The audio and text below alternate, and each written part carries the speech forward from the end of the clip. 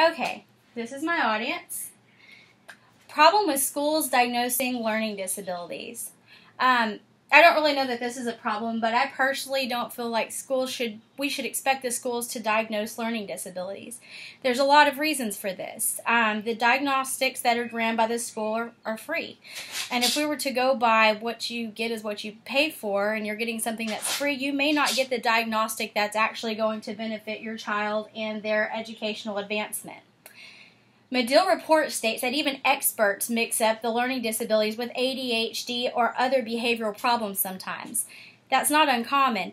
I know that we have a lot of professionals within our school district that actually are diagnosticians, but generally speaking, they hold a Master's of Education degree with some additional training. In the U.S., the National Institute of Health Research has shown that dyslexia affects 20% or 1 in 5 people. That's quite a population. What a lot of people do not realize is that dyslexia, dyscalculia, dysgraphia, and different learning disorders are also part of ADD spectrum. That means 50% of the children that are on ADD medication are actually, in fact, have a learning disability. Are we overdiagnosing maybe on the ADHD spectrum, or is it just a neurobiological awareness now that we know that it's there? But I don't think that everybody fits into that category.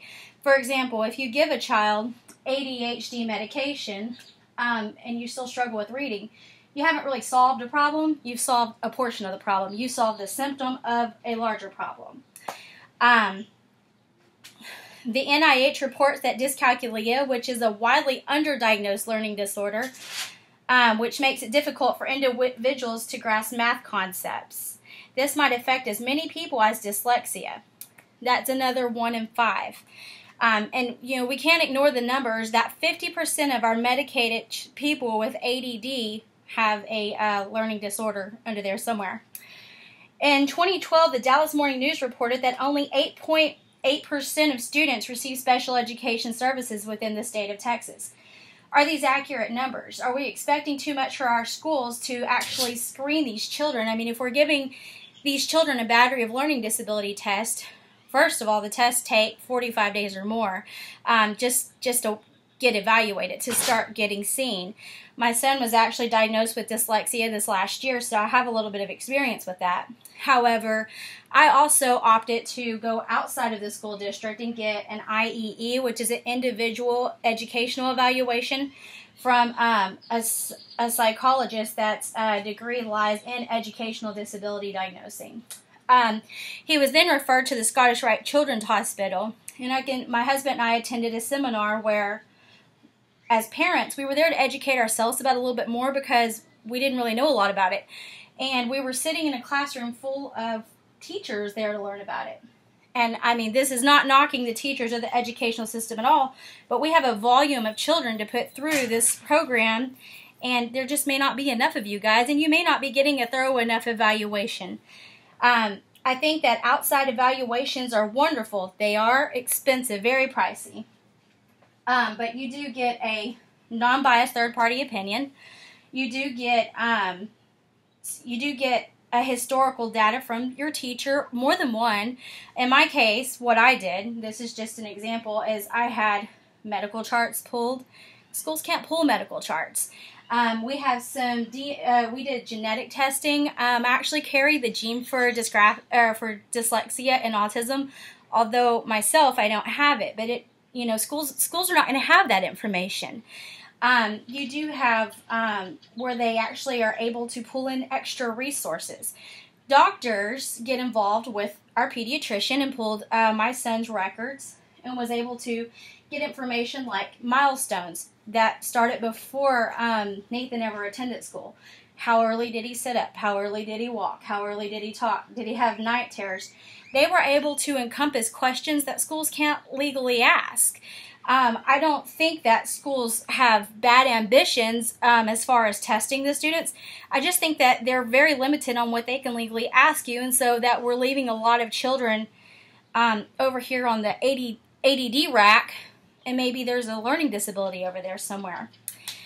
There is a 700% increase in psychostimulant use that occurred in the 1990s. That justifies a concern about the potential of overdiagnosis or possibly a inappropriate treatment of child behavior issues. I was actually going to show you guys this. School testing and learning disabilities, good or bad? Many learning disabilities have ADD as symptoms. I actually included a chart right here that says in 2008 we had $5.5 billion industry in the sale of ADD medicine. They're estimating a $12 to $14 billion industry for the ADD medication because in 4 years the sales of ADHD drugs have increased for 89%. I'm not at all debunking the fact that ADD is a very real thing, but if you are treating a learning disability as if ADD is the only issue, you're chunking performance drugs at a child that just simply learns differently. That's not the answer. ADD medication is great. He's got his focus on, but if he still doesn't understand how to read, you still have a problem.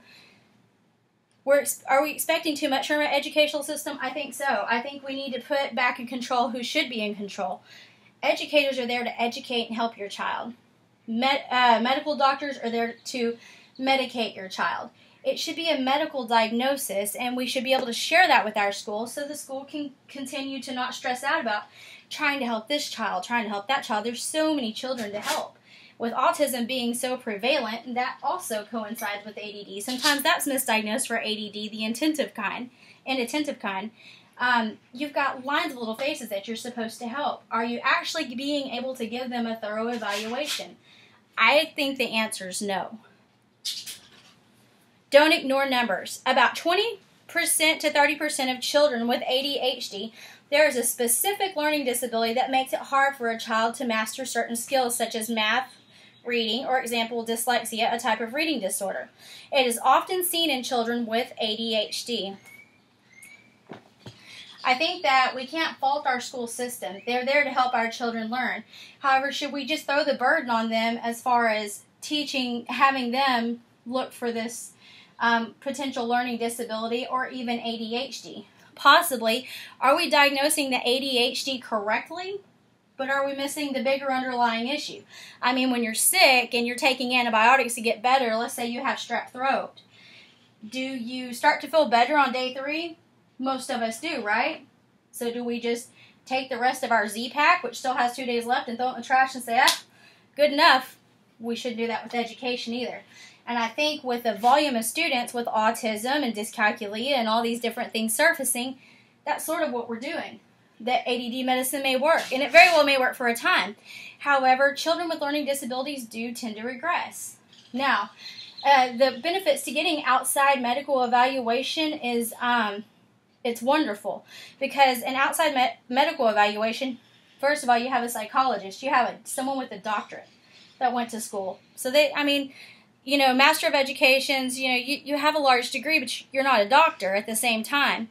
I don't think that we should blur the lines of neurobiological psychoannihilation on these children and if you have a degree in education.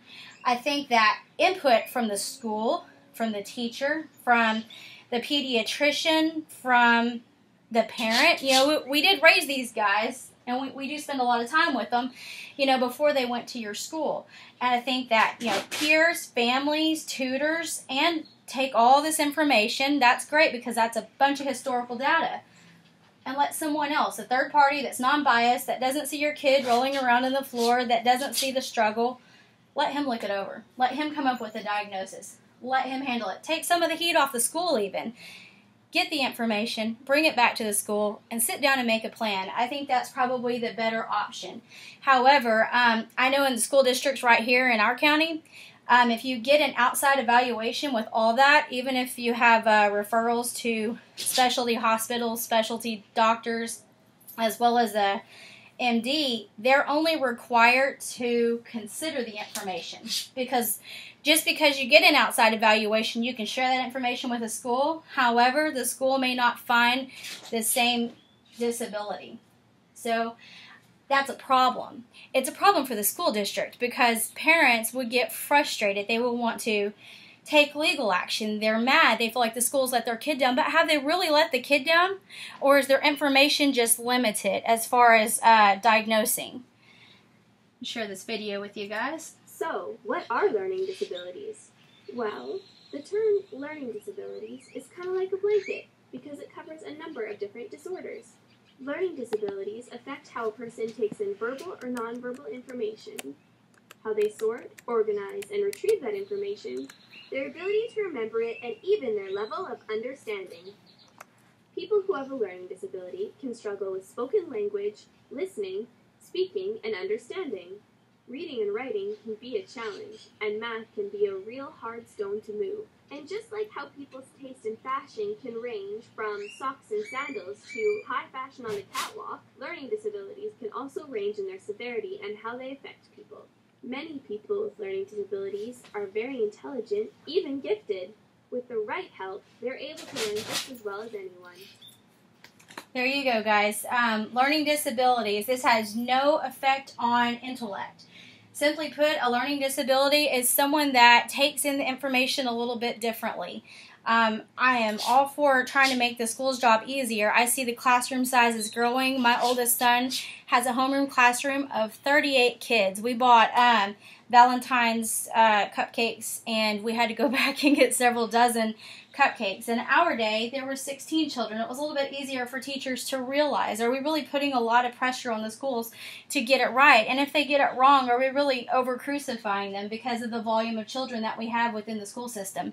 Education majors, this has nothing to do with me attacking the school system, but rather a flawed system. I think that a medical diagnosis and a psychoanalyzation should come from a psychologist. It should come from a professional. It should come from a private third-party individual with really good credentials to take into effect things like genetics, things like child's development before the school district knew them, rather than let's just give them some ADD medicine and hope for the best.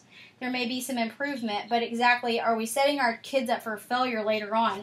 Are we just going to pass them? Because when they get ready to go to the STAR test, when they get ready to take their SATs and their ACTs, and they're not performing within a time limit because of a learning disorder that has went unnoticed, what is the likelihood that this kid's going to give up on school and drop out? I would say it's pretty large. I do not agree with blurring the lines between education and medication. And I do think that everybody's intentions are the best ones, but I just think that we need to leave everybody's professional hat under their own professional tree and work together to get an answer.